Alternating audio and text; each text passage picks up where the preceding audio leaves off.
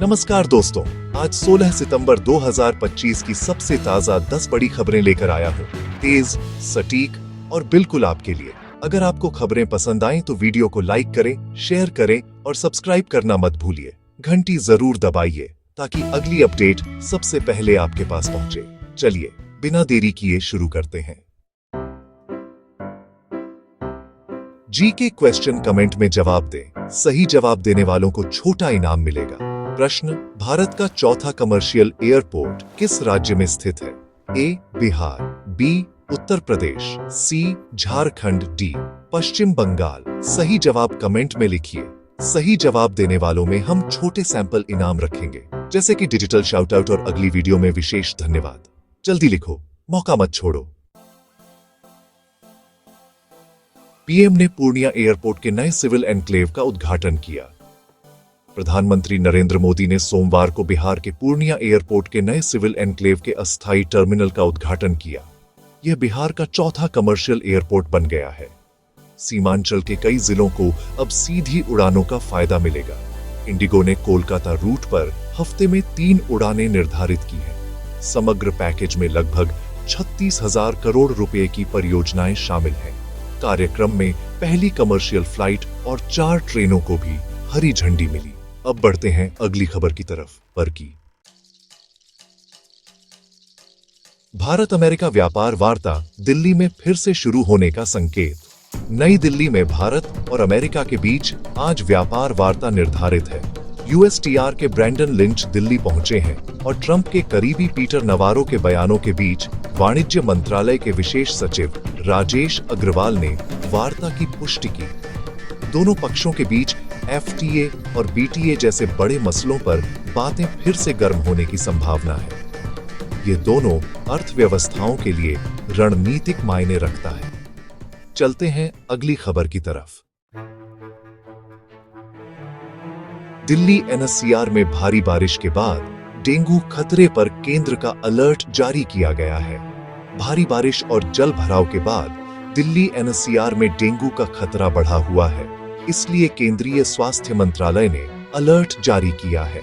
अधिकारियों का कहना है कि जल जमाव की वजह से मच्छर जनित बीमारियों का जोखिम बढ़ सकता है। साफ सफाई, निस्तारण और पसीने वाले इलाकों की मॉनिटरिंग जरूरी है। सार्वजनिक स्वास्थ्य सुविधा और जागरूकता अभियान तेज किए जा रहे हैं। अब बढ़ते हैं अगली खबर की तरफ। देश की अर्थव्यवस्था से जुड़ी प्रमुख खबरों में बताया गया कि डब्ल्यूपीआई थोक महंगाई 4 महीने के उच्चतम स्तर पर पहुंची है, जबकि निर्यात में वृद्धि और आयात में गिरावट दर्ज हुई।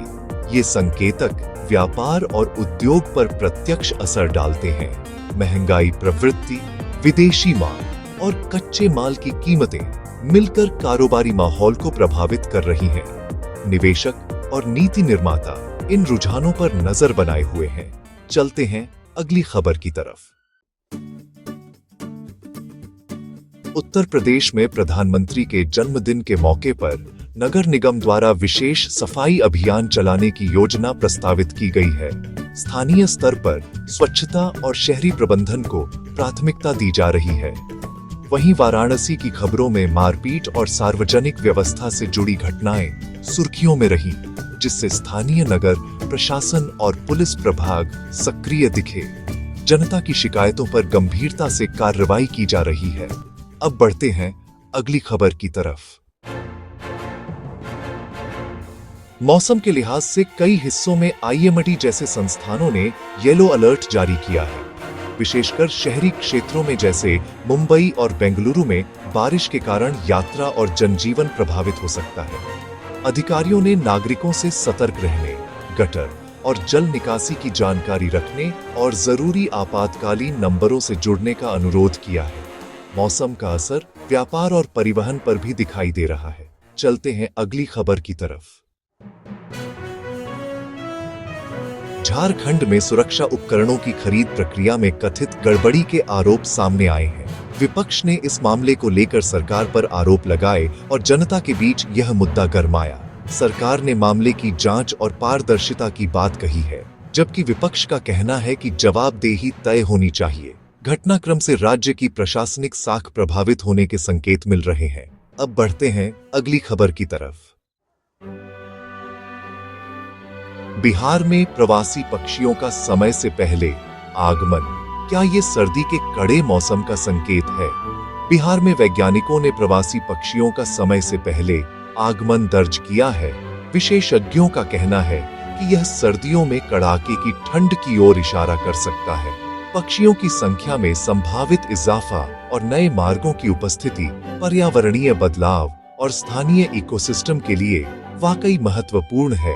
उन्होंने निगरानी बढ़ाने और स्थानीय संरक्षण उपायों पर सुझाव भी दिए हैं। तो अब चलते हैं अगली खबर की तरफ। खेल की दुनिया से ऋषभ पंत की चोट से रिकवरी में सकारात्मक प्रगति हुई है। भारतीय विकेटकीपर बल्लेबाज ऋषभ पंत की चोट से रिकवरी सकारात्मक रूप से जारी है। टीम और फिजियो सपोर्ट स्टाफ से लगातार बेहतर अपडेट मिल रहे हैं। उनके टेस्ट क्रिकेट के बाद फिटनेस रिपोर्ट्स में भी सुधार दिखा है और भविष्य के मैच शेड्यूल के हिसाब से वापसी की संभावनाएं बनी हुई हैं।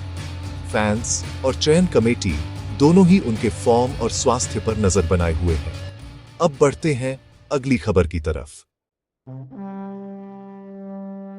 अंतर्राष्ट्रीय अपडेट में कंधार, अफगानिस्तान से बड़ी खबर आ रही है। सुरक्षा बलों ने वहां हथियारों और गोला बारूद का बड़ा जखीरा जब्त किया और 2 लोगों को गिरफ्तार भी किया गया। इस बरामदगी का क्षेत्रीय सुरक्षा पर असर हो सकता है और इससे स्थानीय अस्थिरता और विद्रोही गतिविधियों की जांच को भी बल मिला है।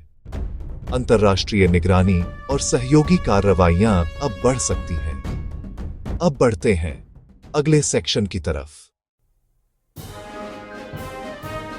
कैसी लगी आपको ये सारी खबरें? मुझे कमेंट्स में जरूर बताइए।